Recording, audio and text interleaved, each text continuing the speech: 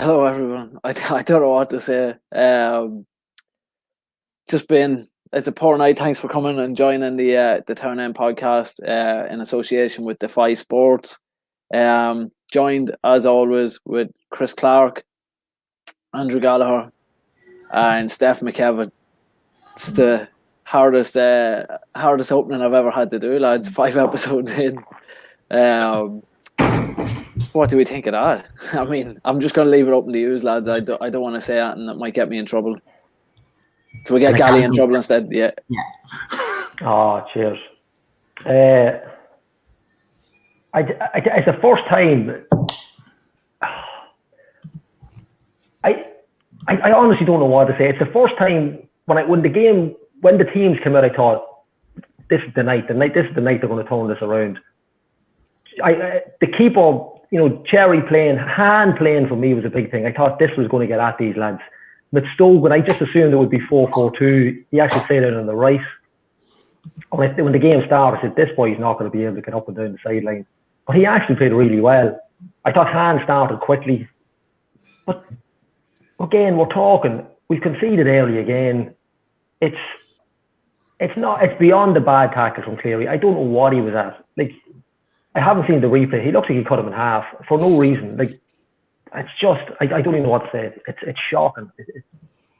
You don't want to be preempting the future, but look, I don't know what's going to happen. But I've notes here. I've notes, and there's no even point in reading them. It was shocking. It was shocking.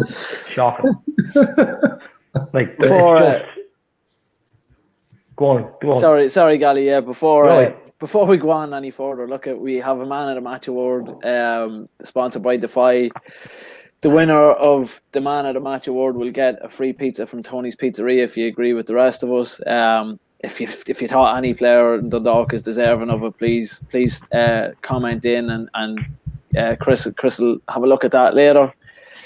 Right, Chris, I'll go to you next. Yeah, I'm a bit like Gally on this one, and judging by what comments we have coming in already, it's all pretty much the same. I think looking at the lineup tonight, we thought, yeah, okay, we've gone back to 4 in the back, and that's what we've been calling out for. Okay, we can do this. And once again, actually, when we're chatting to him later on, it was just something I seen Danny had done on his pre-match build up to this. He'd done a report and he was talking about, how many goals we've conceded. We've conceded a first half goal in every single match. We've got to cut that out. That's the first things first you would do, and just go, right, cut that out, cut the mistakes out. Lo and behold, we make another mistake and we get paid for it again. So that's, I think, what are we talking now? What's the record now? Because I know we talk about it every week. Is that 3 wins in 14? 3 wins in 14. Yeah. We haven't kept a clean sheet in 9. Yeah, these stats are all starting to build up in the wrong way now. And we think when Vinny was shown the door, it was for less than this, lads. I really do think that. So unfortunately, I don't want to see anyone lose their job. Absolutely not. But I think we're starting to get to a phase now where it's not looking good for this management team. Definitely not. I just think, I think we started quite brightly. Boyle's header off the crossbar. I was thinking, okay, we something here. We'll get people to obviously come in about their man of the match, which is going to be very, very hard for anyone. But for me, it was Tiernan on commentary. I thought he was the best Dundalk player out there. I'm not saying it all, but I don't know. I just think we may have come to the end of this team. Steph, what do you think? That's just thinking about it. When we go a goal behind, it seems like that's it. Game's over. I know, we started to push on a little bit more and pressing for a winner, or for an equaliser. Sorry, I'm getting a bit ahead of myself going for winners here. But we started brightly. We were a wee bit intense, and then we make a mistake, go behind, and totally deflate it, and as if the game's gone. and then it's a big recovery mission to try and get it back. Like it's when I was involved in any team that was getting constantly beat, which was quite a few actually. you'd stop, like if you were conceding at the back, you'd take it in blocks of 15 minutes or something like that. Can we get through the first 15 as a defender and not concede? Get through the next 15, not concede. Don't give any big chances. Don't make any mistakes. If they score a good goal, you take that in the chin. But it's mistake after mistake, week in, week out. Different people making them. It just seems to be spreading around the team now. And you're just looking around to see who's going to make the next mistake. We're not winning any individual battles. Like the midfield was lost again tonight. Totally. I thought they ran us. They ran us ragged a wee bit in the middle. And we're just trying to fight fires instead of imposing our game. What we used to do, we used to impose our games on teams, and they used to have to try and figure out a way to stop us. Whereas we're trying to just fight against it from the off. It's hard to watch at times. Very. It should be 1v1 battles all around the pitch. That should be your first thing to do. Try and win your own individual battle. And it doesn't seem to be happening. We're losing the majority of the battles around the pitch. And then the mistakes are just killing us then as well. Yeah. I've never seen a team get punished so much from mistakes. Every time we make one, it's bang, it's in the back of it. And I know that's the level of football. That's the way it is. That's why you don't give up these mistakes. But if it wasn't for bad luck, we'd have no luck sometimes. It's really harsh. And I'm just seeing some of the comments coming in here, and a lot of fingers, lads, seem to be pointing directly at the management structure right now. I don't think you can blame that either. Yeah. No, the boys are good footballers. We've sat here and we've talked about players that have come in, but we still have 8 or 9 players that played last season. They're not bad players overnight. It's the way they're structured. If you're not a positive coach, if you're not going across, Pingu does it. You do it with kids all the time. It's you have to be positive. You have to come across well. You have to explain what you want from them. But to me, it's just I just don't understand. I don't know what's happening in training. I don't know what's going on. We said it here last week. Well, I did. It's like there's something on fire, and they just don't know what to be at with it. It's just like we said, I actually thought we started okay. I mean, the penalties, a shock. But then you cut to later in the game. We seen the replay. We should have had a penalty, but that's no excuse. Any chance we had, same in Tala last week, all straight down the throat of the keeper. Made it very easy for them.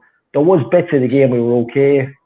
Mitstogan, for me, how you can take that fella off the field. Now, I'm not saying he was outstanding, but he had a massive impact on the game. How you're making 3 substitutes after an hour at the one time. I remember Bobby Robson doing it years ago at Newcastle, and they ended up turning the game around. That's exact reason how not to do it. You take off the best player we have in the park. Mitstogan, now, don't get me wrong, I slagged him off here a couple of weeks ago. I thought he was a bit of a unit, but he really impressed me tonight. I thought Han started well. Even him coming, I think he came off at half time. We were actually sitting talking. We didn't even realise Dave McMillan was on the field.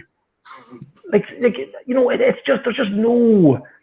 I just don't get it when you're taking off players like Mitstogan. He was causing enough on the wing. Put him in beside pass. Just put him in. Bringing on Junior. Okay, I said enough about Daffel already. I don't. He's robbing a living. I don't know what story is Daffel. I don't. But Gally, last week he pulled O'Kane off at halftime. Now he's pulled Han off at halftime, and we've done multiple substitutes in the middle of the second half at the same time. Yeah, it just cries of desperation now at this stage, doesn't it? Yeah, it's and the difference with that is, I keep harping back. I know we keep going on about Stephen Kenny. Chris Shields had a nightmare of a game against Drogheda one night in Oriel Park, and Kenny whipped him off at halftime, and it was probably the last player he took off at halftime. Shields was outstanding from then on, and that's what the difference a man manager can make. Someone like Stephen Kenny. These boys are completely out of their depth. And it's not their fault. They were given a job. If I was offered a manager's job in Oriel Park tomorrow, I'd snap the hand off. Why wouldn't you? But they're just not cut out for it. I don't know, maybe they're great coaches. It was like Trevor Crowley years ago with Rovers, and I think he was at Bray as well. Maybe he's a great coach, just not a great manager. I think Dan McDonald had it up again tonight. Philippe was all over the sideline. This charade of managers we have. And that's what it is. It's embarrassing. And this spills out onto us talking about it tonight, because that's what we're going to go back to. Because it's bad enough you've got this situation, but if they're not coaching the players in the field, if the team are going out and doing that every week, it's only going to come back. And who we play next? Is it next Friday night we're on? Saturday against Pats, isn't it? I'd be shocked if we're sitting here next Saturday night and these boys are still in the sideline. I'd be shocked. Yeah, I think we were talking before we even came live on air that we're all obviously this is the one game this season that we're actually disappointed. We're not angry, we're more disappointed with what's happening. But it's like, back probably the last time we felt like this would have been halfway through the Sean McCaffrey season, when we realised that we were staring down the barrel of potential relegation. And when McCaffrey was manager, we can say a lot of fans have been quite vocal about what they thought of Sean, but Sean brought in at the time what he was able to afford to bring in, which is what our management structure. I don't know who brought in all these players. Sean brought in players that weren't good enough, but tried. They worked their arse off for the club, and they did for the most part. And we've seen that with Shieldsy and Mountney once they got in with a team of higher quality players, what they were capable of doing. But then we look at the players now, and we've still got talented players. Like, as people are pointing out here, is the players aren't their fault, but the management has to take the majority of responsibility for this. But some of the players out there aren't even trying, and they're just not putting the effort in. And maybe it's because of the frustration that's going on with what's happening on the sideline, or what's happening even higher up than the sideline. But it's just really disappointing, because, as I say, we've got that talent individually, and I said it last week too. But some players just don't look bothered, and some players look like they're picking up a wage. And if that's what's happening, I just fear, even with a change of management, which is probably needed, calling a spade, I don't know what difference it's going to make with some of these players. I mean, Steph, you got to see the replay back of the penalty. Like, we'd watched 2-3 chances to get that ball, clear that ball out. Like, Jovkovskis, obviously the touch is poor. Then he half-heartedly attacks the ball on the wrong side. He's never going to win the ball there, which completely leaves Cleary open. And Cleary's completely the wrong side. The man is running past him when he has to try to lunge for the ball. I mean, it's a catalogue of errors. Like, any one of them could have stopped that move. And yet all three of them happen, and it leads to the penalty then. Like, it's shocking, isn't it? Or not, Steph. That's fine. Don't agree with me then. His microphone's gone, isn't it? So he's got a worried look anyway. But you know what I mean? Like, we've got to, if we can cut out one or two of those things. Yeah. With Jovkovskis, just whether he tries not to take that, just tries to head it up line, that clears that away, and we deal with it there and then. That doesn't put Cleary in the wrong position to try to attack the player as he's entering the box then straight after. But it's just, like I say, a catalogue of errors, and that's what happens. And just on the flip side of that, I don't know if it was maybe 2 minutes, a minute before that, Tchaikovsky's was up the far end, and he's within millimetres of putting the ball in the back of the net, and the ball just goes down, and that's when the penalty happens. Like, you can put that down to bad luck, but it's an early goal again we've conceded, and it never looked like we were going to score. And that's the difference. Teams we've seen in the past, we could nearly afford them a goal. We could nearly give them a goal, and we'd always claw it back. I remember Ian Foster, sorry to go on with Ian Foster, I know you were involved there, Pingu. They went on an awful run of conceding goals and never been able to turn a game around. And that's what's going to happen. They need to have, I don't know what's been said at half time, but it's obviously just, look at lads, sure, go out and we put on 3 subs after them all. Like, there seems to be no motivation with these boys. I don't know what the story is. And I don't want to see anybody sacked. I don't want to see anybody put out of Oriel Park. It's mortifying. It's not nice for anybody to lose their job. But a game tonight had to be won. That game tonight for me had to be won tonight. A minimum draw, but for me it had to be won. And I don't see how it changes now. I really don't see it. No. Yeah, I think part of it is I'm glad towards the end we didn't get that penalty, because a draw would have just papered over the cracks for another week. And I think this needs to be sorted, and it needs to be sorted now. Definitely.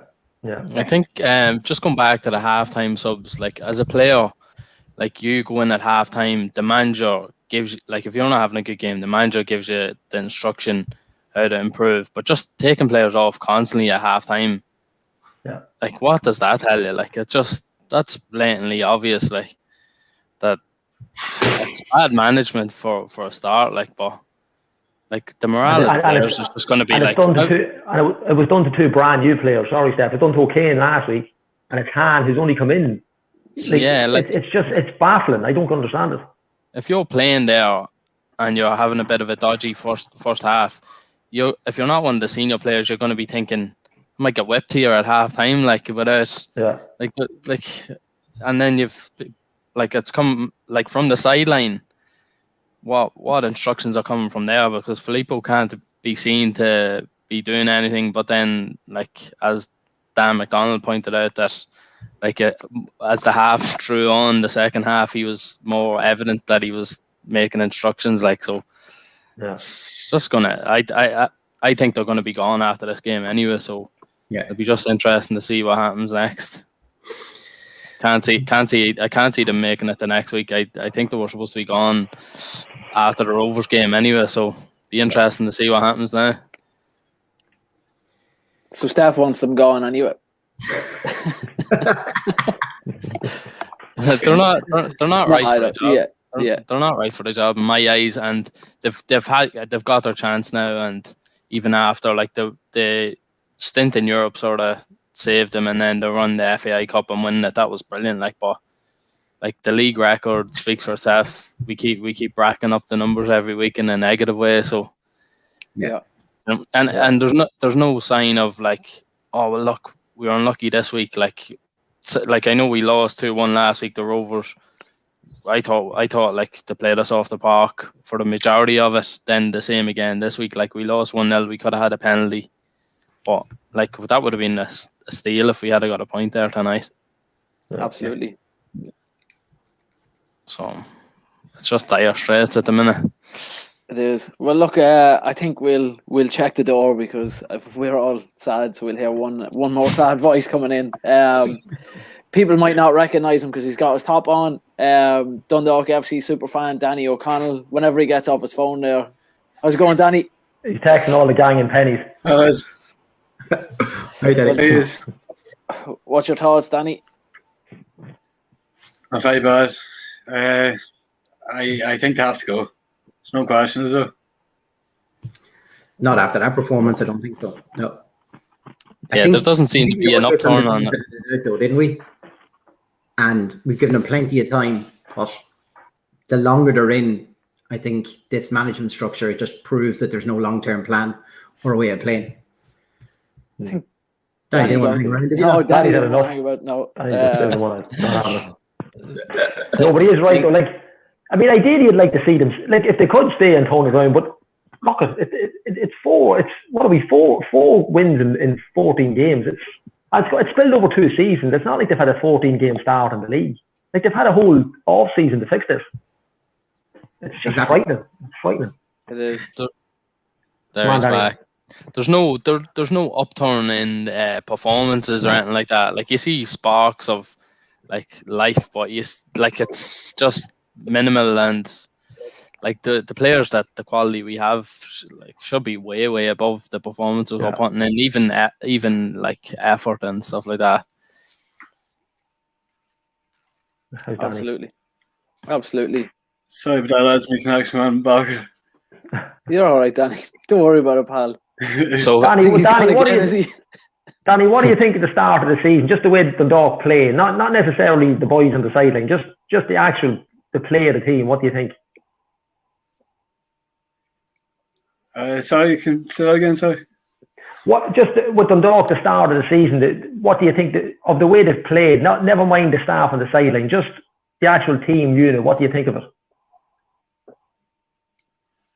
I saw my connection keeps breaking up. Oh, we'll write it down. We'll have to write these questions. I'm sure we'll speak. And he jumped on the neighbour's Wi-Fi now, look. No, but it's a shocking start. So, like, what options do we have? No worries, man. If anyone can get Danny good connection, you can win the pizza this week, lads.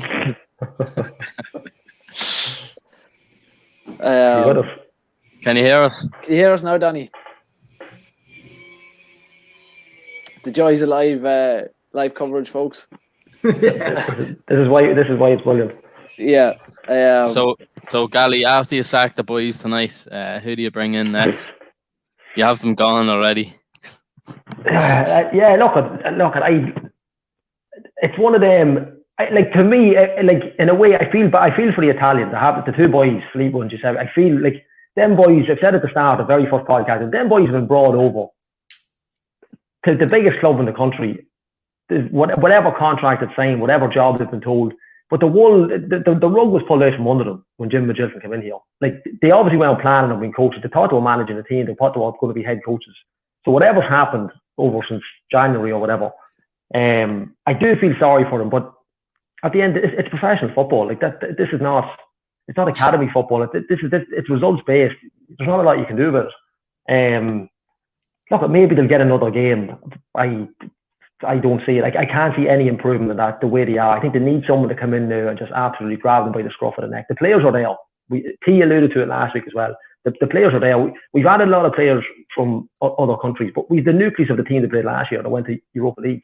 So I know we've lost some full-backs, but in Djokovic, we've brought in a replacement for Gannon. I don't think we've lost a lot there. It's just the way they're actually structured. Who I'd bring in, I couldn't say. I don't think the Americans would rehire him, but we'd have to talk about that. We bring in when the next guest comes on, we'll have a conversation about that. Somebody actually just asked though, like, how much is Djokovic on, and what's the difference between what he's on now and what Gano would have wanted? That's the thing. T alluded to it last week. Are these players better than a contract for Sean Gannon, for Sean Ho? It's one of them. I don't know if there was a personal issue with them. I don't know if the boys had decided earlier in the season to go to Rovers. We don't know, and we probably never know. But like Dane Massey alluded to, the big thing for me about players leaving was, and Dane Massey done his interview and said the club just wasn't the same as what it was. And now we're seeing that. Like, it really isn't. And it's nobody's fault. It's not Jim Magilton's fault. It was there when he came in. But I think just the Americans have just pulled rank on us, and this is what's done over there. They just cancel contracts like it's nothing, and they move stadiums and they move NFL clubs to different states, and that goes on all the time over there. But you can't do that here. It's local football. It's supposed to be community football. You can't be uprooting whenever you feel like it and taking a bulldozer and stuff. But look, the positive out of the game is that they painted the town end wall black, and the Dundalk sign looks really well behind the goals. That's the positive out of the game, boys. Yeah, and we had more support. I've been calling for years. Last week there was 2 people standing on the wall. It looked like there was about 12. There was 11. I think Kieran Callan had it up. 11 people in the stand tonight. 11 people in the group.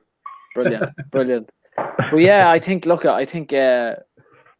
whatever's happening behind the scenes as well isn't helping, and I've heard stories from sources within the club that have said stuff that's happening behind the scenes isn't great. I mean, we've all seen newspaper articles and the like, but everybody needs to row in the same way now soon, and I think that means supporters, the people behind the club and stuff. And it just seems like, the way I was going to dub this if we had a won was that the yuppies beat the hippies if we had a won the game tonight, but it was the other way around, but if we're going down the commercial route, which if that's what the owners want to do, that's fine, but you can't just completely alienate your support. And it feels that way, it feels like an us v them when you look on social media. There's not enough information coming out of the club. We spoke about it last week about what's going on, and it's a close. I think Gally, you might have said it last week. It's a closed shop, and we just apart from the starting 11 every week, which seems to be bang on what everybody wants on Twitter. The last 2 games anyway. I just what I would like to see is just more from the club towards the supporters, and whether that be an announcement later tonight about the management team or announcement early tomorrow about the management team. I think we just need to see something that the club is listening to the supporters, and the club wants to be successful with the supporters involved. Yeah. Danny, you're back. Yeah, sorry lads, the connection kept going. Sorry.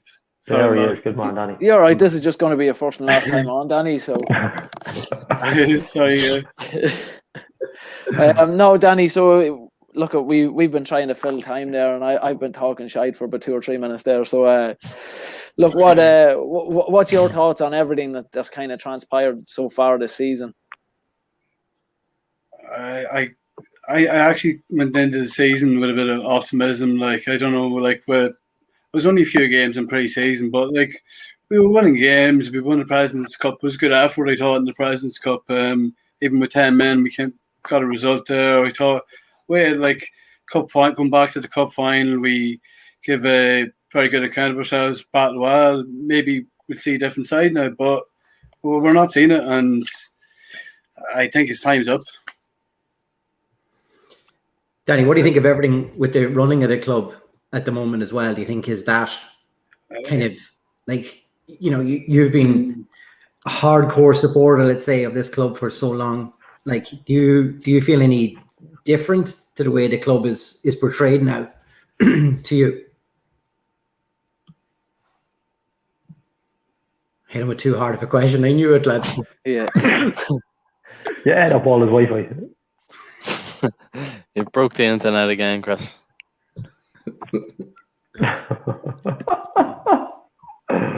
I think he said, yeah, it definitely has a major impact. Yeah. You can hear us there again. Do you want to ask that again, Chris? Yeah, sorry, Chris. No, I was just saying, Danny, with the club going from the outside of you know, all these new changes and everything, do you how does that make you feel about your club that you're so passionate about? It just seems like times have changed with regards like behind the scenes of the club, and it's from all the stuff we're hearing, like volunteers that have been there a long time, not part of it anymore, and locals just, then obviously the talk of like outsiders from America making decisions when they don't seem to be making the right decisions. So it just seems like we're in a bit of a mess right now, and it's very concerning. Do you feel like it's a disconnect with the club and the fans, supporters? Like now, that's the sort of message we're sort of getting. Like even some of the local volunteers that have been let go. I know there's been others brought in now, but do you feel a bit of a disconnect with the club, or do you still feel like it's the same? It definitely doesn't seem like the same. Like, and it's quite concerning. I've seen a lot of people like from around town say the same, and that's the last thing we want. We're meant to grow as a club, like after our success over the years, like, and we're not going any further. Like, we're going backwards, and this isn't what we want. Is like the legacy over the last decade. Like, we were meant to progress, but we're really not going anywhere right now. And it's, regards locals and all, like, I just hope that things change. But I thought Jim Magilton coming in, maybe like he'd come in and maybe saw things that's meant to be going wrong in the back of the scenes, like Bill making these decisions. What does he know? Yeah, exactly. Do you know, actually, Danny makes a good point, because a lot of everything we do is based on European money and qualifying for Europe every year. This is in big danger of not even happening. Like, at the moment, there's no way we're in the top 4 in the league, lads. No way. Not a chance. So where does that put the grand scheme of everything that we're meant to be building with bringing in, you know, names from Europe and everything into our team so we get a better reputation around Europe? So what's the point if you're not even going to qualify for Europe? Like, the budget we have is like, must be at least 3 times budget of Bohs, is it? Surely has to be. Like, yeah, I'd imagine so. That's like, what we were just. It's crazy. We were saying last week, was like, what was the value in like giving Gannon and Ho the 2-3 year deals they wanted to bring in new players, to blood them in, to try and gel them into the team? Like so many players from outside the league, where we already had arguably the best rifle in the league. He has been over the last 7-8 years. Like, yeah. What's the thinking behind that? It's just hard to see the logic. Would you agree with that? It was a chance to talk. Sorry, Chris. I was saying this is just a snowball for all of these decisions. I think when you look at those players, then you look so we let two of our most promising and best performing players for the past couple of seasons leave. Then there's the chaos with the press conference just before the season starts, announcing this new management structure.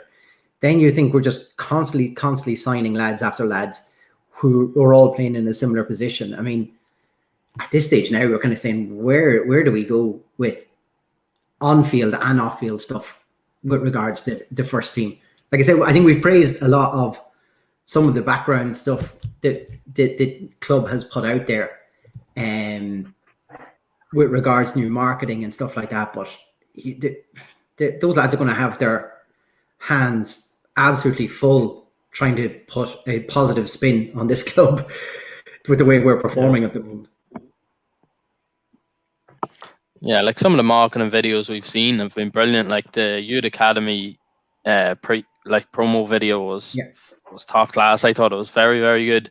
Then you had the Han player into like that was like, you know, taking something local like and integrating him into like, you know, the idea there is brilliant. And you see this from the marketing team and you're thinking if like that enthusiasm can be brought onto the pitch or the footballing side of things. I know they'd have no dealings with it, and rightly so, like because they're not qualified in that area. But like when you see sort of that, and then it's like the total opposite to what's happening on the pitch, and you hear some of the stories from behind the scenes, like terrible. Yeah. And here we are. We're talking about it again, and we haven't even mentioned the fact that they took a brave decision and dropped the goalkeeper tonight and put Cherry in, and it's not even a topic that we're talking because it's just such a bad effort on the field. We'll come back to the behind the scenes, and because it's just all culminating in 90 minutes of that we watched tonight again. You know, they made a brave decision to change the keeper. It's not like no matter how bad a keeper is, if he's your number one and you've changed him after what are we talking 5 matches? Yeah, it's you know, it might sound easy, but it's really not. And then to explain to him why he's not playing, they're going to have to explain that now. Communication, training wise, probably goes out the window, so they'll probably not explain it to him. They probably just told him when he arrived that he's sitting on the stands. But we're not even talking about that because it's at the minute it's just a non-issue because it hasn't changed anything. It hasn't actually changed anything. No, Danny, if fans were allowed into Oriel, I mean, what do you think the atmosphere would have been like after tonight?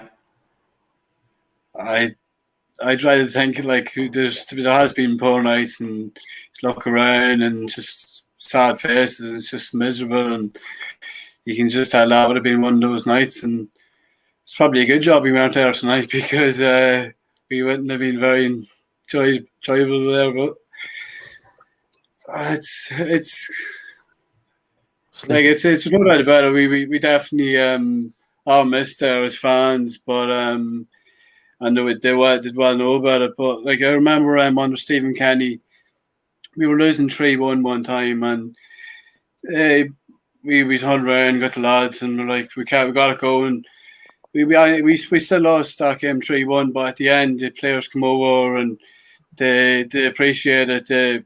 We kept it going till the end. We ended up, we won the league then after that game. We went on, but there is only so much that you can kind of back them as such. Like you back them till the very end as much as you can, but when you see things aren't working, you have to say, well, enough's enough. And yeah, like I think it might be one of those things where the players only walk as far as, you know, the middle of the halfway line and applaud over at the shed and don't go the full way over. I think it'd be one of those. Yeah. But is the effort there lately? Like, if you like senior players to like whatever about new signings, they're all kind of. Is there anyone there you could say is even playing well? I don't. Well, here's one for you then, Danny, and you might be able to steer us in the right direction. We have a man at a match competition. Who would you give it to tonight on the Dundalk side? Who would you honestly give it to? Who do you think tried tonight? Tough one. I actually, they were all poor. I thought it was a very poor. It was all like hopeful balls, and it seemed like the players were put in positions they didn't even know what they were doing. There was just all a hope for the best, and like it's just miserable. How are you going to do your match report tonight, Danny? Not very enjoyable, Chris. It'll be short. Yeah. Tell you, I'm changing. There's actually a Bohs reporter. I got him to do it because. I'm changing my man of the match to your Wi-Fi, Danny, for giving us 5 minutes there uninterrupted. Here's a question just before you go, Danny. If the management structure goes tonight, who do you bring in? Yeah, it's a tough one. Like, you look around and like, who is there? Like, and is it a job managers are going to want under the certain circumstances? So that's a good question. Like, and do you go abroad again? Could it be the same scenario? Is there anyone in Ireland? Would Keith Long leave us with Bohs? No chance. Yeah, he goes back 3 points then. Well, like, there's no one out there in Ireland, is there? Like, you'd really. I don't. I can't think of anyone. There is. They sacked him last year. They sacked him halfway through the season last year. Yeah, we wouldn't be worse off, would we?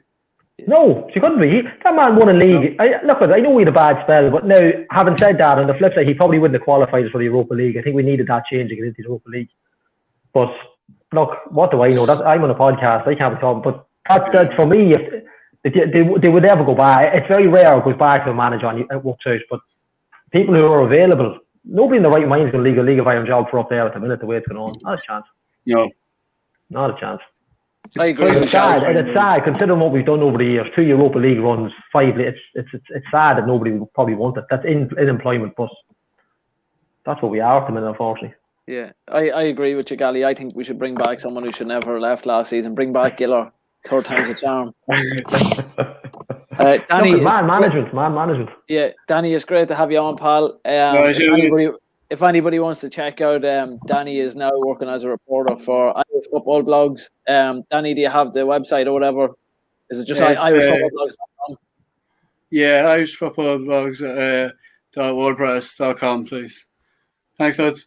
Brilliant. Cheers, Danny. Good man, Danny. Thank you. Cheers, bud. That peak 6 worked a little. Yeah, that peak or that Wi-Fi worked a little bit like the Dundalk team tonight. You know, it was all stop-start for. So it was chunky. Yeah. It was. So I suppose, look, we'll move on to our man of the match, lads. There's not, again, I said last week that it was a small list to pick from. I think the list has gone even lower again. Chris, what's your thoughts? It's kind of hard. I think I would like to see more of this man tonight. I think probably Mitskogan showed a bit of something. Gally, you mentioned it earlier on. He had a couple of good touches in the first half, good feet, looked like he could do something, and then he gets whipped off. So I'd like to think if he had stayed on for longer, we might have got something more of him. But I think Ole was the only one I'd seen that actually gave it something tonight. So I'd go with him, rightly or wrongly. Yeah. Andy. Yeah, I agree, 100%.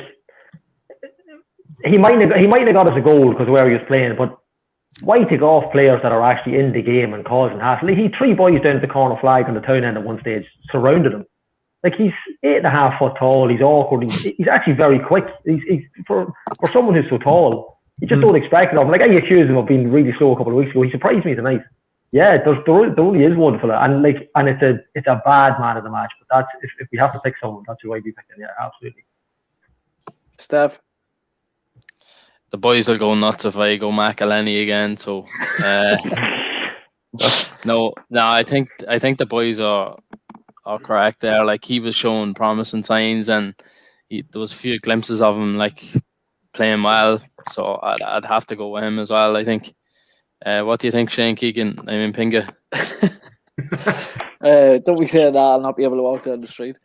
I think Stanton had an improved game today. For large parts of the first half, he actually looked like a little bit more like the player we hoped he'd be. But I think I'd agree with everybody that I think Mustogan was probably our most threatening player throughout the game. He has a look at Nikolai Zigic that used to play with Birmingham City. He's just big. He's awkward, but he's actually got decent feet.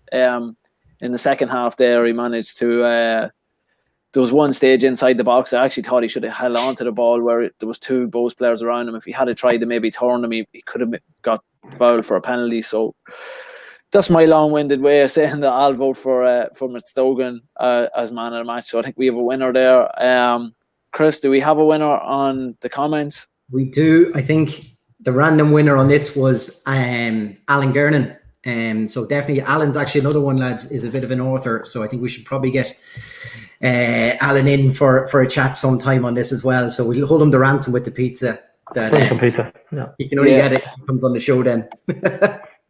I think Richie O'Connor be raging, lads. Yeah. Richie's all over this tonight. I seen Richie's name there. Yeah, I thought he was going to win it. Richie came in late, but just like the penalty shout we had at the end of the game, we didn't see it. Right, so I suppose we'll check who's at the door for our second guest tonight. We'll move on. Former Dundalk winger Darren Meenan. I hope he's still there. He's there. There we go. Hey, pal. Lads. Thanks, lads. Thank you, both. You all right? If anyone has any questions for Darren as well, feel free to throw them in the comments. And Chris, you might ask a few of them. I will, of course, yeah. All over that. Darren, what's your opinion on the game tonight? I can't hear that. Well, we're having serious technical difficulties tonight. Where do you start? Exactly. Can I hear? Yeah, we can hear you, yeah. We can hear you there, Darren, yeah.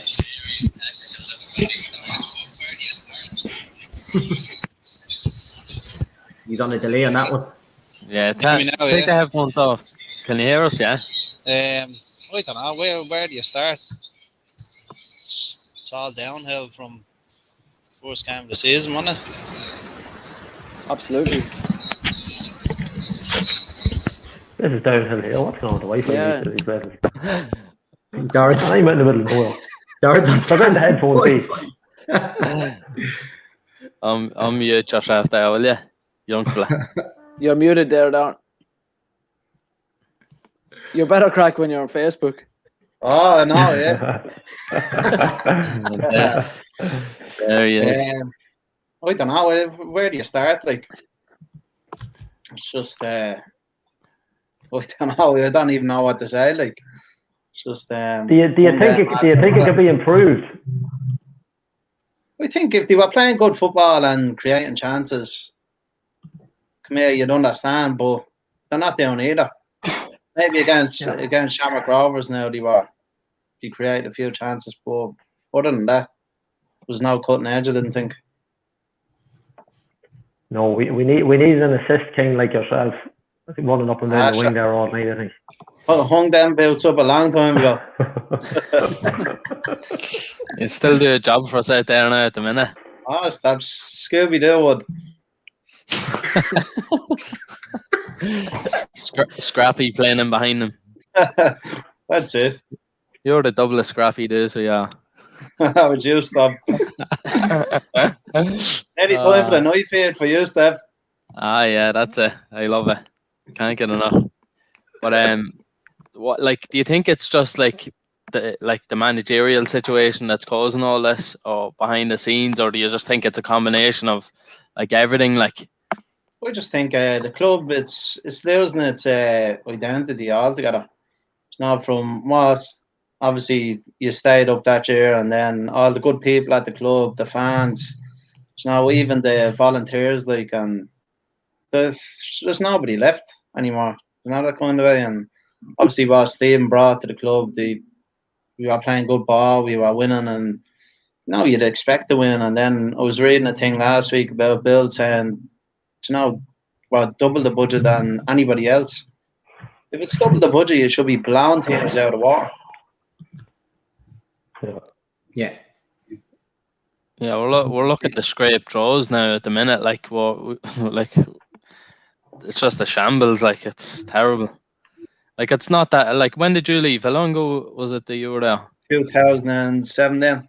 2017. Like, that's like a lot. Some of the players are still at the club that you played with. Like, oh yeah, well, there's a good lot there that's still playing, and you're bringing in unknowns to the club. Like, you don't know how much they're on. You don't know they're getting. Like, I was seeing a thing today. Your man Sonny getting a PlayStation and getting this and getting that because he's in quarantine. Like, so where would you get it?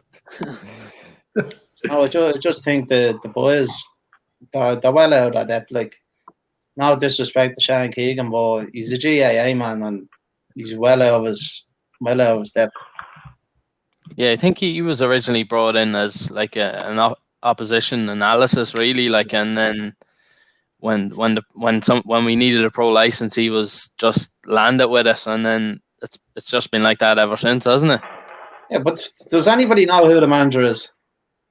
No. Do you know what I mean? Like, Yeah, you have one. Yeah, like, there's nobody to answer that. Like, when Yeah. you were going into training, are the boys setting standards? So you're saying, obviously, I watched the game there tonight, and look, it's that people demanding from each other. Do you know, like, they're obviously in a huddle, and like, what do you say in a huddle? One speaks one language, the other speaks another language. Do you know that kind of, like? Yeah. It's a different culture. I think obviously the foreign players, it'll take time for them to adapt. But like, even McMillan hasn't got a sniff the last few games. He was on fire in the final. Yeah. He comes on for half an hour today, like, 2 up top. So why not start with 4-4-2 next week? Exactly. Darren, just with a message in there for you from Colin Casey. It said, if you were part of the team, what would you expect the managers to say after the game today to the squad? What would you expect to hear back in the dressing room now? With rattle, lads. It's not good enough. Simple as that. It's not good enough. But obviously, at the same time, they're only being told what to do as well from the sideline. But it's not like who's calling the shots. Like,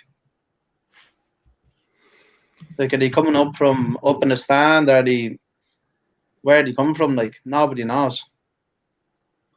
Do you think is it a lack then of fight in that dressing room, or is it a lack of cohesion? As in, do people know exactly what's been asked of them? I think is that the problem? Like, I seen even the last 10 minutes, we should have been pushing non-stop the last 10 minutes. There was no fight. There was no, like, drive. Like, the midfield, second balls all night. Balls are in and around us all night. Like, the every second ball they won. Yeah. It's not mean. And even saying, like, Shields, obviously, he's a sitting midfielder, like, but like, he seems to be taking on a lot more responsibility, like, to do other people's jobs, where Chris is the best defensive midfielder in the league. Like, yeah, it's totally taken away. Whatever you have in front of you, then let them play, let them go and create. And obviously, Fats came on. Fats will create. I don't know if he's 100%. I know he was injured last week. Mm-hmm. But it'd be good to get Fats fit and get him into the midfield. Absolutely. Do you think, Darren, it's a bit of a cop-out for some players out there that because we don't know who's calling the shot, because on paper people are saying it's Filippo. I mean, we're all led to believe it is actually Filippo calling the shots, but then you see Shane Keegan, the one issuing instructions on the pitch, and then there's rumours that people in the stands are shouting instructions. Yeah. Do you think it's a cop-out when things are going against the grain for certain players? I'm not saying everybody, but for certain players that it's easy to turn around now if these lads get the sack to say, well, it's because we didn't know who was managing us. You know yourself, during like your career and stuff like that. There, you're paid to play. You know, this isn't just lads that show up on a Sunday and you can say, well, the manager's a load of shite. You're paid to play. You're paid to be professional. And it just, to me, it seems like some players are just, it's the head down kind of mentality. You know what I mean? And I'd be interested in your opinion on that. I think it's, at the end of the day, it's your job. Obviously, when Stephen was there, you know, he had the rule over the players. He was a good man management. You know, Stephen would put the arm around you, and he done that with everybody. You know, he was a good person, and he wasn't only a good man manager. Like, he was tactically, he was spot on. Like, you're going into games where he spotted a weakness, and you're going in, you're concentrating on that weakness. But like, even we're playing off the, I think Dundalk's playing off the cuff at the minute. There's no patterns of play. It seemed like passes going out. Like the midfielder, your man Stanton, he must have knocked the ball out of play 3 or 4 times for a simple pass. Yeah, and that goes back to like players, like bringing in Standard. 5 or 6 new players, and then standards. Like, you know, it all starts at training on the Monday when you come in. Like, you're basically against your teammates in training, and you're trying to get the better of them, so you start ahead of them on. Yeah, obviously there's always someone there to take your place. Like, but now it's just, I don't know, like who do you put on? Are they just as good as that person that's coming off, and do they know their jobs? Basically, lack of structure, totally. Like no, like even formations. Like the patterns of play. Darren, if do you think this structure now has just run its time? Is it time to call a halt to this whole thing and freshen it up and get somebody new in now? Yeah, but who do you get in? Maybe Paul Cook. You could have went for Paul Cook, maybe. You know, maybe you could have went with Paul Cook, but there's not many managers out there, is there? Like, yeah, you know, obviously Bill, I don't know what Bill's thinking is or that, but he obviously backs Filippo, so I don't know. Everybody's kind of left in the background, and they don't know. Like, it's a pity for the town. Like, obviously the fans and the club. You know, they don't know if they're coming or going, or you know, that kind of way. Yeah. Mm-hmm. And you have to deal with everything in the background. Then, like, no manager's going to take that on. No manager's going to want to take that on. That's going to be of the level that we want. Well, come here. If you have double the budget, come here. You will get Roddy Collins in to do the job. Best suits in town. The Rod spot. You'll be back in. Well, the 2 of us back. But at least Roddy would give them a kick in the arse that they need. You know what I mean? Like, if nothing else, like, it's just like they need to be taken by the scruff of the neck. Yeah, like even a fight and training, like Roddy wouldn't mind that. Say, go on into the centre circle there and fucking have a scrap. Let's go, like, it's not me. He'd be the one to be fighting, for fuck's sake. Oh no. But yeah, that's it. There's a lack of fight in it as well. Like, it's the team goes one behind, and it's a lost cause already. Like, from what I'm seeing. Just like in other games over the obviously previous years, there was a bit of fight in the team, and you know, obviously the crowd isn't there, and the shed, and the lads over smoking their stuff. You know, and Danny taking his top off. You know, but you know, you used to have Oriel packed to the rafters, like, you know, you were obviously the 12th man, but now it's just, I don't know if it's atmosphere or this or that, but Oriel's not a fortress anymore, and unfortunately be lucky to get into Europe if we keep playing like that.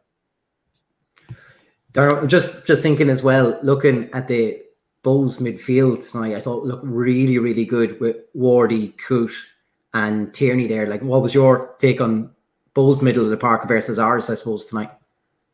I thought they were down in second balls, left, right, and centre. Yeah, man, Tierney, I thought was very good. The man Cute was good on the ball.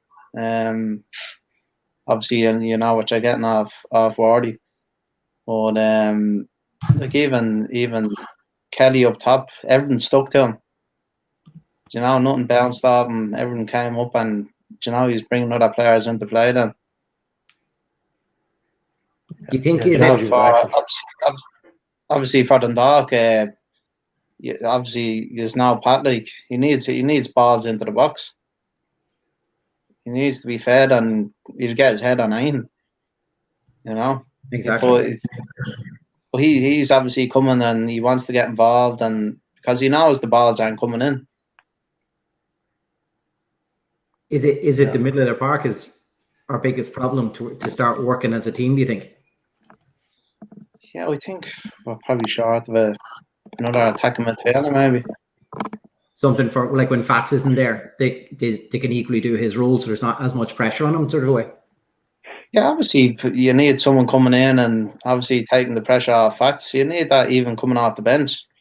Obviously, if you get 60 out of Fats, you get 70 or 80 out of Fats, you know, that's good enough. Like Fats will be in your first 11 week in, week out, if fit, and you know what you're getting. I think the other option we have there is Sean Murray, and like he's been so injury prone as well. It's two players in the exact same position, creative forces. Like Murray played last season, scored in Europe a couple of times. Do you know, like he's in the same boat, and he just seems to be out more times. It's just frustrating when you've no creativity then in the middle, and it's just killing us as like attacking force. You need your best 11 week in, week out. Do you know, you need your best team out. You know, if you're chopping and changing every week, it's especially at the start of the season. You know, it's hard. Like, obviously, there's a player coming in, and you know you don't know which way he's going, outside, inside. You know, you need to know each other's games. Like, yeah, that's what I'm saying about the identity of obviously the team. Like. Yeah, like under Kenny, you could name the 11, and then the 2-3 subs he makes is every week. Like, but you knew what was coming on. They knew their job, and they were just as good as that person coming off. Yeah, exactly. You need that strength and depth. Like, but obviously, like if it's double the budget, come here, you should have more than enough to get into the top 4 at least. Absolutely, Darren. Look, before because this has been a very sad show tonight. Before we wrap up with you, whenever we get the ex-players on, we always like to kind of ask them what was your best moment in a Dundalk jersey. I'd say the cup final against Cork. Cup final against Cork now was a good day. There was plenty of celebrations after. I was just about to ask, what's your best night in a Dundalk jersey? Best night? Yeah. Down the avenue in. Usually with no top on though. You and Danny.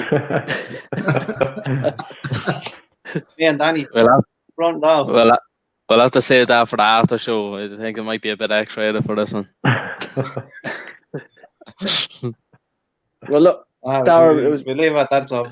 Yeah, it was brilliant having you on. Look, we'll get you on again hopefully later in the season when we get a win. Thanks very much. We'll see you in September. Tell Shane to stop tweeting as well, will you? Thanks for having me. Come here. Keep up. What say? Tell Shane to stop tweeting in, will you? I'm with him. He's in bed. Cheers, man. Come on, boys. Come Cheers, here. Thanks for having me. Cheers, Keep up the good work, right? Come on, no boys. worries, man. Cheers. Good luck. Well, that was good, lads. Look, I want to take kind of a step away from talking about the team performance tonight, and you know we're going to take a kind of bigger look at infrastructure in the league. But before we do, I do want to talk about the pitch tonight. The pitch looked terrible. If we want to not talk about how bad the team was, the pitch was probably a little bit worse for wear. There was a serious bobble on the grass. Like we've been discussing this probably since the AstroTurf went down. Do we think now is the time to start really, or the owner should really be looking at getting a grass pitch? Steph, Yeah. I'll go to you. Yeah, when it first went in, like when you were playing on it, you'd be going up to head the ball and you'd be picking the black grit out of your eyes and everything. Like it's I don't know whether it needs to be resurfaced or like it needs to be bedded in or something like that. I haven't been up there in a while to see it. The players will know the best out of that. But like you said, it didn't seem to look too good anyway. I don't know who's looking after it now even. I was just going to say, I think that seems to be a problem. I think a couple of people have said that everybody's unsure exactly who. Now that's only us from afar, because obviously when you're in Oriel on match night, you can clearly see what's going on. But when we're looking through Watch LOI, I suppose it's probably harder to see. But I think we worry a little that is it being maintained to the high standard that Harry would have done. Harry looked after it very well. So is that still being maintained to that standard? We hope it is. What is the lifespan of these pitches? Is it 4 years, 5 years? I'm not too sure. It's about 5 leagues and 2 Europa appearances. Time to lift it. Right. I don't want a situation where UEFA are coming with a bounce of a ball test again and seeing, we need to be a little bit more proactive then it gets to that stage again. Will they revert to the grass? I don't know. It's hard to tell, isn't it? Like when Derry just recently put back in, an artificial pitch then as well. Is that the way that this league will go? A bit more like Iceland and that they have a lot more of these pitches as well. Is that the way it is? I don't know. But it probably needs to, if it's going to start, maybe that's what's wrong with our season. It's down to the pitch. Can we blame that? Consider all the away fans used to blame it when we were beating them on it was a plastic pitch. So can we just say it's a plastic pitch now? And that's the only thing. It's the only thing we haven't blamed. Yeah, I don't know what the answer to that is. When you're not going up to the games and seeing it for yourself, it's hard to know what the best thing is. But I used to love playing in Oriel, but a lot of people, it doesn't agree with them at all. I'm sure players that are more injury prone, you hear them talk about it more oh no, don't like training on the pitch. I know Dundalk, if they are playing an away game and it's on grass, they'll train away. They won't train on the Astro during the week. So I don't know. It's hard to know what. It's probably just a preference with players. I think when the first one in, it was it Sean Connolly? Was he there when the first one in? Are we going back that far? Or was it back? Whenever it went in, anyway, it was brought in as a money making. Yeah, it was a money making thing because they were renting it out. Davey English is after mentioning there. Chris, we played at Harvey Norman. We used to rent it every couple of months and play games on it. It was a money making facility, and the Winter League. I think the Winter League used to get played out of it, but that's no longer the case. Look, it's weatherproof, I suppose. It won't get waterlogged, but if the weather's that bad, the game will be off anyway because they won't have fans travelling. I'd love to see it lifted. Look, I don't know what it costs to lift it and relay an actual grass pitch, but ideally I'd like to play on grass. But I mean, I think the lifespan of it it's got to be up by now. They got to be looking at changing it. It's awful to look at. It's that immaculate. It's awful to look at. When you're looking at the screen, it's just, for me, you'd rather the grass. They're training down the key, so I think the players would prefer it. If you gun to their head, the players are going to prefer the grass as well. I know people use it all Dundalk won leagues because they had an artificial pitch. They played more games away. The pitch doesn't come into it. Teams only have to play here once. We got to play here all season. So I don't buy that argument. But I think if they do nothing else, if they could lift the pitch, that's the ideal for me. That's the ideal now. Because then you stop all the complaining. You might even stop the injuries. Now, I'm not saying the pitch is causing injuries, but we do suffer a lot with it. But it looks like concrete tonight. It looks to be bobbling about. But look, I'm not an expert on that. But I'll find a place for it. If they do lift it, I have a spot. I know a club, a ladies' club, that would take that pitch right off their hands for free. Not a problem. And if you start playing like this, you'll rip the pitch up there too, will you? Exactly.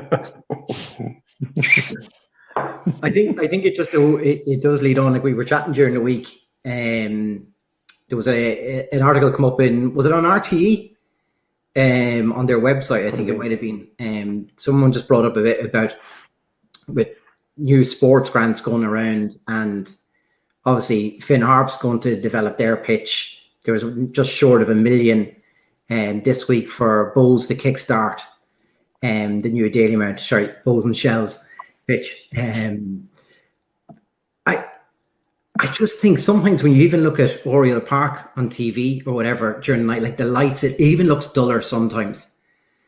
And I just think, like, now more than ever, we really got to start kicking on it. How good would it be for this league if everybody in the top division had top class facilities? Now, we were on the chat earlier on, and we know some of the Bohs fans were on saying 6,000. Probably, they could have got a higher capacity in that, but like 6,000 is a lovely number, I think, for League of Ireland. I think that even if it was only half full for a game, that would still create a real good atmosphere. And that's what we got to start looking towards in this league. We got to start improving facilities. Otherwise, we will be, ourselves, you would say probably Drogheda too. 2 teams in Louth, both of them are fairly lacking in the facilities in both their home pitches. Like that, it really should be addressed one way or the other. And I think at this stage, both the developments we've seen have been pushed very heavily by local councils and through sports grants. That's what we have to start doing. We have to start improving that and create something better in Oriel Park, I think. Absolutely. Yeah. I think, you look at sorry, there's a feedback there. No, you're right. All right. No, I think, we look at those clubs like Bohs and Finn Harps getting those grants, and this conversation about the stadiums being going since the Fast Fix lads came in. So while everything isn't rosy right now, I don't think all blame can go on owners, whether it's previous owners, current owners and stuff like that there. Dundalk's had unprecedented success in the last 6-7 years. Some of that money should have been invested into Oriel Park, and you can argue some of it was invested just to help the players in the YDC and things like that there. But your local council, like when you look at probably the revenue that Dundalk's success has brought into the town, you had CX Sports, who was a local company at the time, who benefited greatly from the sale of jerseys and sale of stuff and brought jobs to the town. You had people, shopping in the town. We were shopping local and stuff like that there. Absolutely 100%. There should have, the council should be investing and having that serious conversation with the club to do it. And it shouldn't take up in Donegal, the council up in Donegal, or it shouldn't take, the council in Dublin to get the finger out. But they're conversations that need to be had, and it should be something. I think, Gally, you might have said it maybe last week, that there should be something done to get the players to come up to Oriel Park, get young kids up to Oriel Park. I think it was you, Chris, actually said it, that when you were younger, you used to jump on the pitch when it says don't play on the grass. But absolutely, yeah. Oriel Park should be the hub of where people want to go locally. And when I say locally, I'd go out as far as probably RD, Carrickmacross, things like that there. And at the minute, with the greatest respect, you go to Oriel Park, it's great on the day to say, I'm going up to play a game up in Oriel, but then you step on the pitch. You know what I mean? Then you step in the ground and there's nothing to it. I'm out of Ireland 6 years now at this stage, and nothing has been done cosmetically to the ground in itself. And that's not taken away from the work that has been done for the players over in the YDC, which is the last time I was home, I got to see it. It was great, but there's nothing has been done for supporters. We fixed the puddle. That's it. You know what I mean. But I do think, and I sympathise a little bit with owners on this. And when I say owners, I mean Andy and Paul prior to the Americans as well. That the council needs to, and local government needs to get the finger out in this. But that's where it all needs to go from. Like if it, like this should be a facility for the local community, and therefore that comes via the town council, I would have thought, to improve amenities and facilities within this town. Now, we can go back and forth about, there's a lease on the land and whatever, and we all know that. But like the Casey family wouldn't have a single problem with the council putting forward a proposal to improve facilities on it. I mean, that'll only help their lease. It'll help everything else with it. I just think it just breaks my heart when I see, you know, as soon as I see a new ground going and click in to see their little promo video and it's spinning around this 3D model and I go, that's class. Like, I love to have that. And you just think, no, we're still in Oriel Park with the same problems. And that's exactly what needs to improve. Yeah, definitely. It was on another podcast during the week. I think the OT soccer one. They were talking about they got the guy on from Finn Harps, a guy called Paul McClune, and he just had this. He's from a sports and tourism background, and he just had this kind of. It was like this infectious kind of way of putting stuff across. So this idea they have in Donegal, he wants that. So they've already named the stadiums, the Donegal Community Stadium. And it's like a hub of football. So what they're going to do with Finn Park is they're going to use that to create a ladies section. Yeah. And that would be a full hub for football and sport. But he said, we'll get 4 million for it, but it won't be enough to do it. And the community has to drive it. So the community's got to drive this kind of, have a meaningful and impactful kind of outcome. It'd be similar to what we could do at Oriel Park. But that's what it needs to come to. Like, we have billionaire owners, but they won't be doing anything at Oriel Park. Like, you know, I'm sure they probably bought the club thinking, sure, the council will do it for us. It won't happen. It's going to take a team of people to sort it out. And someone like Paul McClune, there's plenty of people around the league, but I almost think he should the way he spoke the other night, he should almost sit on a board that oversees League of Ireland revenue, League of Ireland, probably stadium improvements as such as a whole, because he was excellent. Very simple. He said he worked in GEA for years. Yeah, he said the GEA community is one of the best. Yeah, the GEA background. One of the major things in GEA is that they all come together and they're willing to fundraise for a local team. I know soccer does it as well, but it's nowhere near the level that's needed. And that's why GEA have facilities. That's why they're building a 12 million stadium around the corner, you know, in the centre of town. And we're still sitting in Oriel Park. But just go back to the OTE, the report that was done, the article we read on Daleyman Park, and you're kind of messing with nostalgia and stuff like that. But the idea, nostalgia is great, but you have to move with the times. I understand the point of the article, but you got to build within what you have. So if you're knocking Daleyman Park, you know, use some of the bricks for something, or create a mural or something. That's what it's all about. You can't be like, if you look at our away end, for instance, like you can't even see corner flags when you stand on either side of our stand. You can't see the corner flag on either end. Like, simple stuff like that is a real. If you're sitting in the stand or the shade, you don't see it. But cosmetically, 90% of the stadiums in this league are awful. And I don't think it's not going to take 10 million per stadium. It's just going to take a group of people to come together and say, right, we need to do this. Like, people in Dundalk, just on a sidetrack, people in Dundalk this week showed how much money they can raise and put their mind to it. Save our son, you've got 80 grand in 48 hours. Now, I'm not saying that's the same thing. That's an illness that Sonia has. But it goes to show, when people come together, it can be done very, very simply. And that particular man, Paul McClune, somebody needs to speak to him and get him involved on a national scale of getting stuff done. Because it's so simple. The work wouldn't be simple, but the idea, it's just backed by community, and that has to be what it's all about. Because owners won't do it. They're here to make money. They're not here to spend money. They're here to make money. It's very simple. That's why they're in business. And we're not. And we're not. And we're still in the podcast at 12:15 or 11:15. Yeah, I mean, look, nothing, I would say little or nothing, bar when we dug up the pitch that once and relayed it again. Probably nothing has changed since you were playing up there.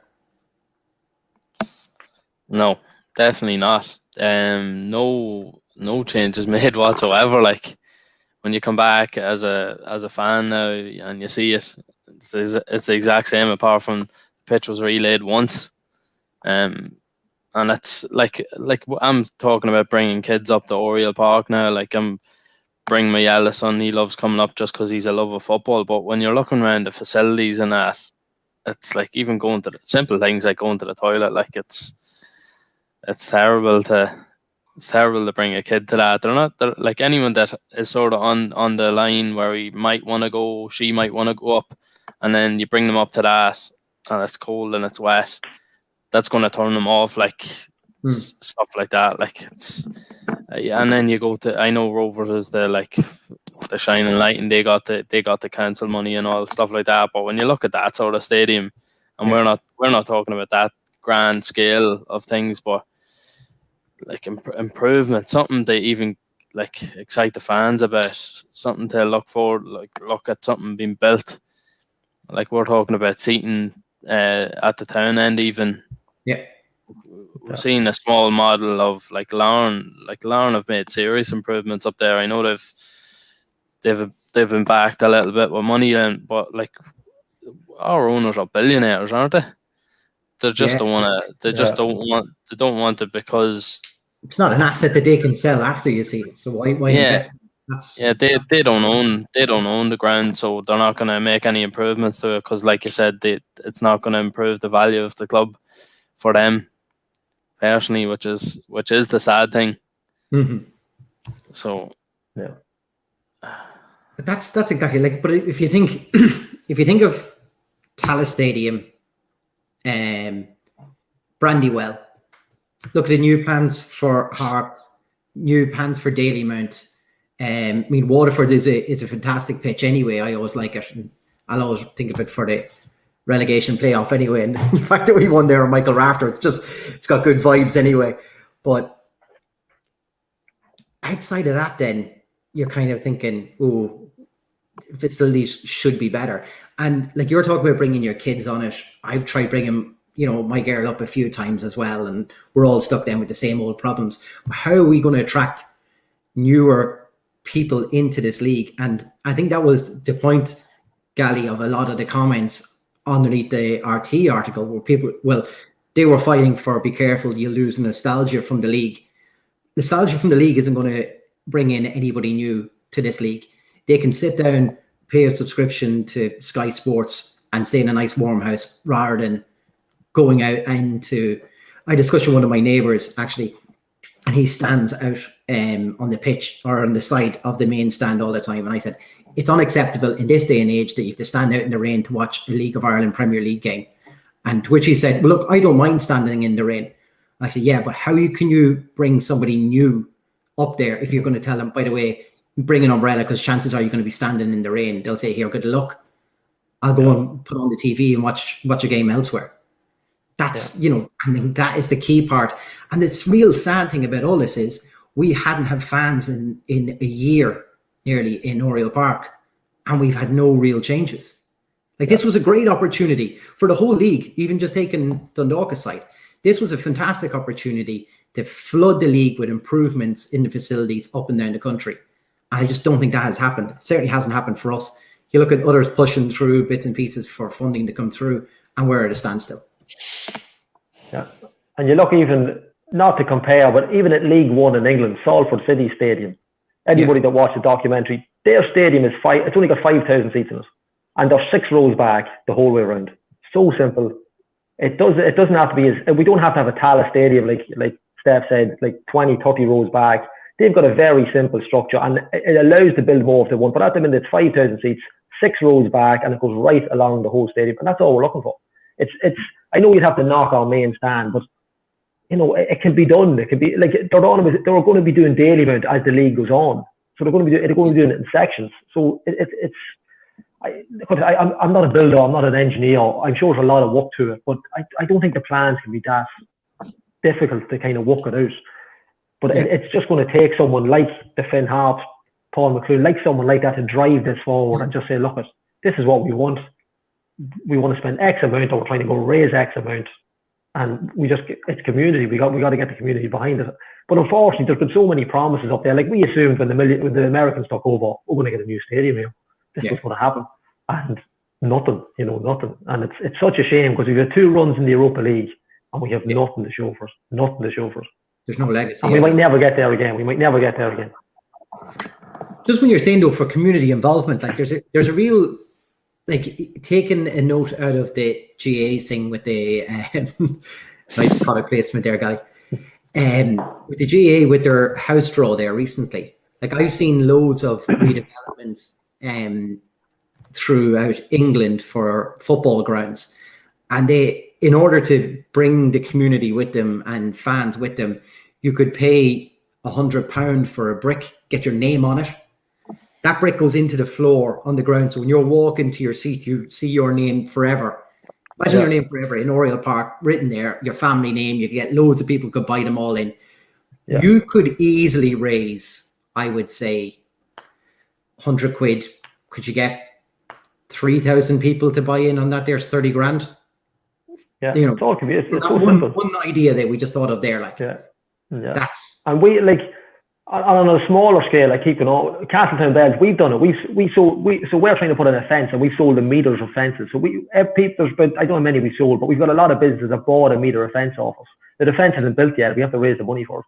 But it's an idea to get people involved, and you've got a part of history there, which you've got something that's yours, and you can't take it home, obviously, the stadium fall down, but you've got it there, your name's on it, it's yours, you can show your kids, your grandkids, whatever.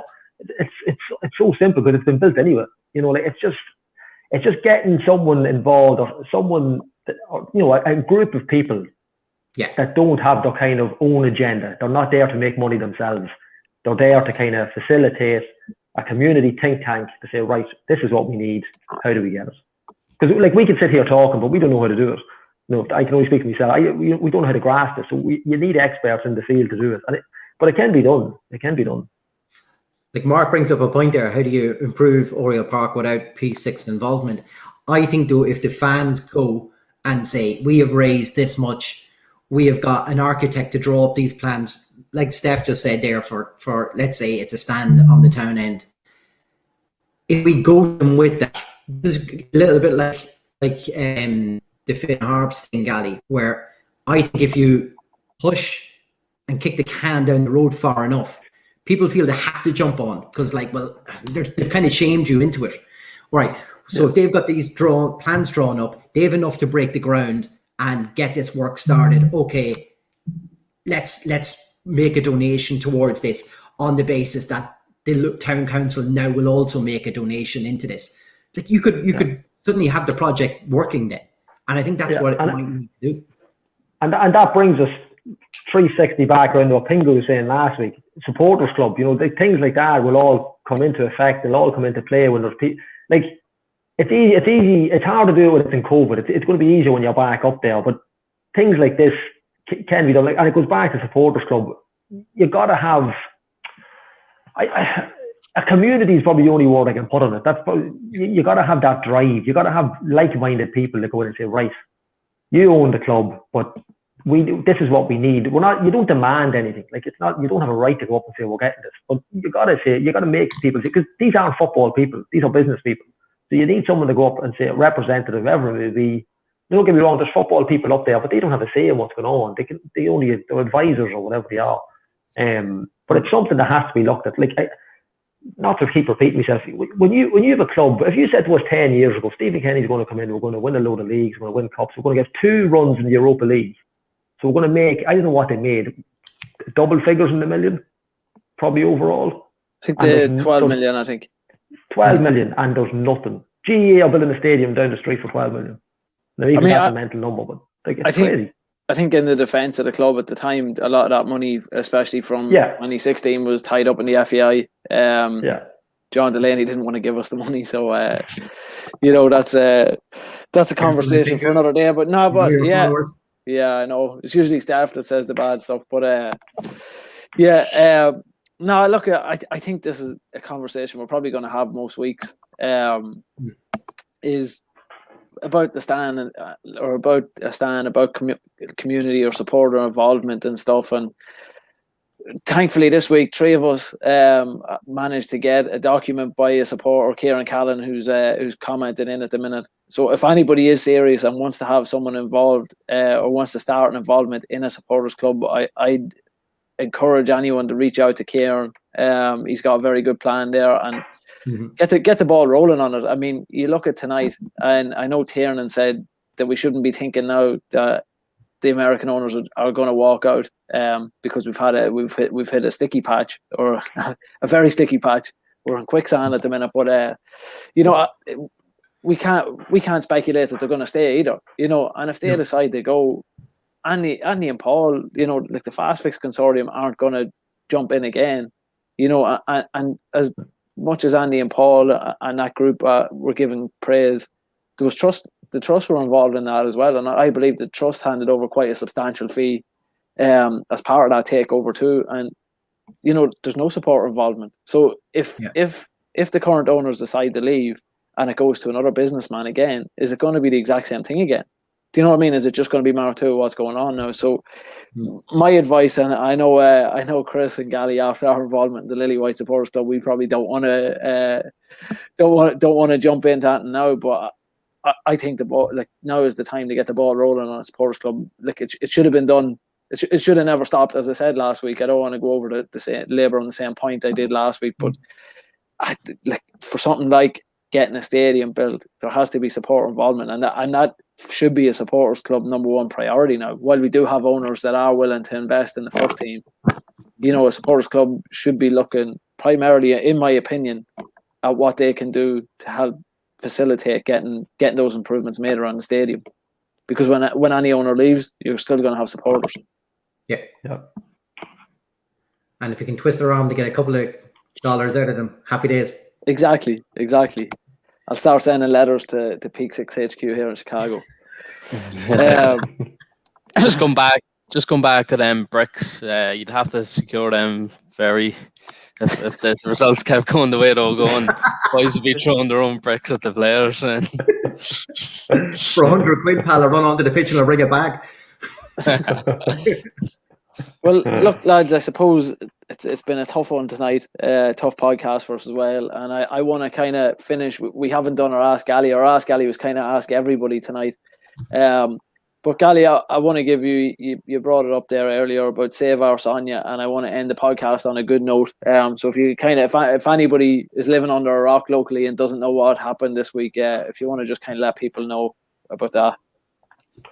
Yeah, so Sonia Hoy was she's a player that played.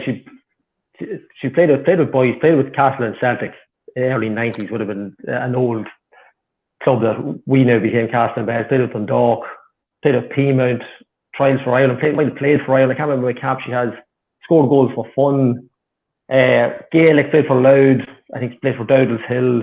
Running, done. Look at an athlete to one of the best amateur athletes. About fittest women you'll see in town. And unfortunately, she was diagnosed a couple of years ago with cancer, and having gone into remission, and I came back. We as a club, I found out again, not that we'd be finding out, but she comes to games. She would her niece plays on my particular team, on the 13s, and she'd come to games, but I never knew she was at this kind of level of illness. And so the Save Our Sonia started with Daniel Hoy, her nephew. I think was it Monday? It came across my feed on Monday. I think there's only €1,400 in it, and so we set about on Monday night with the Bells, doing our own fundraising, and it just goes to show in 2 days, I think it was in 48 hours she hit our target. I think she was at 80. I don't know what the total is now. It's probably closer to 100,000 now. I haven't checked it today, but it's an incredible thing to have it over 2 days to raise that kind of money. Awareness that Dundalk Football Club, I think the women's national team had a video up, and it's an unbelievable. She's an unbelievable character. She came back to play. We needed a striker at Castle and Bells the first season. We played a cup semi-final match. She came on and played, and then she started the week later in Balbriggan. Just goes to show you, she came back from injury. She hurt her ankle. She was strapped up. No joke. She was like a mummy. She had both her legs strapped up for injuries, and she was only on the field, started the game, scored a goal, and that's just the character she is. So it was an unbelievable week for the family and for anybody that knew her personally. But it goes to show the spirit that's in Dundalk, and not just Dundalk. I'm sure the donations came from all over the country, all over the world. But if just a plug, it's still going. She's hit her target, but it doesn't stop there. The charity's going. There's a lot of events coming up. I think they launched an official page today, Save Our Sonia, on Facebook and Instagram. And so if you can get behind us, I'm sure I know what's coming up. I know 1 or 2 things that's coming up. It'll be up to them to reveal it. But look, get behind it, follow us, get involved, and it's an awful thing for anybody, and especially during COVID. And I think something like that, just for people to get involved, and we're talking to community spirit and stuff like that. It's a massive thing to get involved in. And look, we wish her all the best, and she's hit her target, so she won't get our treatment. And look, we can only wish her all the best going forward. And look, just keep plugging away at it. There's probably nothing else really to say on it. Yeah, and there's a GoFundMe set up, Save Our Sonia, if you look that up. And I think, for all that's been said about the lack of community club at Dundalk, I think it's worth highlighting that Dundalk did put out a post and have it on the website about Save Our Sonia. And from the point of view of another campaign that myself and Stefan are involved in heading the game, the club has given us a player sponsor in Brian Gartland for the year. So I don't want it to be completely negative that there's no community stuff going on. There's people behind the scenes that are working to do it. So I think it's important that we highlight the good that's being done as well as the bad. So big thanks to the club for that. And just kind of on a personal note, if I didn't even ask the lads this, but I'm going to do it anyway. Just when we are talking about charities, my wife and I, Emily, who was texting it earlier, she thinks I should get the job. She said Shane Keegan, or I don't know, but no, I look at we're doing a charity fundraiser as well. Unfortunately, we lost our daughter Charlie May back on I think it was 2-3 days before Christmas. We're doing a fundraiser right now, 100k for Charlie May. Also on GoFundMe, the proceeds go to the Fetal Health Foundation, and they go to Edward Elmhurst Share, the support groups that have helped me and Emily through this time. So if anybody has a couple of euro that you'd be willing to part with, we'd appreciate that. But yeah, so that's a couple of charities, So look, great work, and massive thanks to the club, obviously, for pushing that about Save Our Sonia.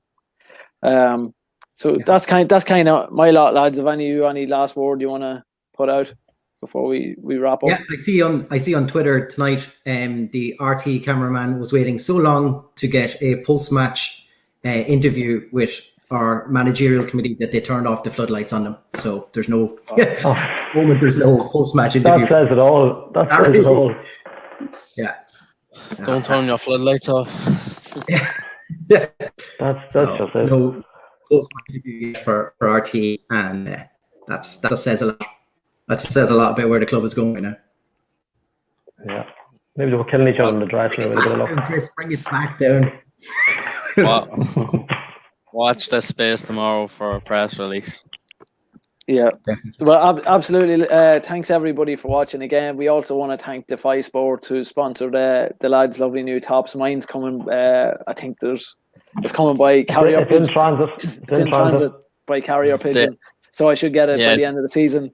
There was a few people who were looking to buy it. So keep harping on at Carol O'Connor. I think it's at Carol O'Connor on Twitter. If you keep harping on at him, we might be able to get them on sale. Davey English said mine looks a bit tight to me. He must be looking for another freebie. He got my Dundalk tracks at the time we won the first division, but he's not getting this. So, well, look, Gally, we'll let you wrap it up again. You skipper. Yeah, look, it's one of those nights. Look, thanks for everybody watching again. Poor Danny at the start, the Wi-Fi wasn't working, but we got him in the end, and the assist king was on, Darren Meenan, thanks to him. And look, I just before we go, just congratulations to the bald assassin down in the bottom left corner there. Himself and Sharon welcome the new baby today, so congratulations to them. And yeah, look, hopefully we'll see everybody next week with there's a bit more kind of, what's the word I'm looking for? A bit more joy, I suppose, in our podcast, because they're getting very doom and gloom at the minute. Optimism, yeah, we go for optimism. And just hang in there. We'll get there eventually. Look, whether it's this staff or the new staff that comes in, then jump up in town if you love the town. That's it. Gabby pulls it back with an optimism at the end. I like it. Yeah. Yeah. So we're gonna win next week. Calling it here. That's what we said. New management team. No, I said we'll scrape a 2-1 loss. So it's close.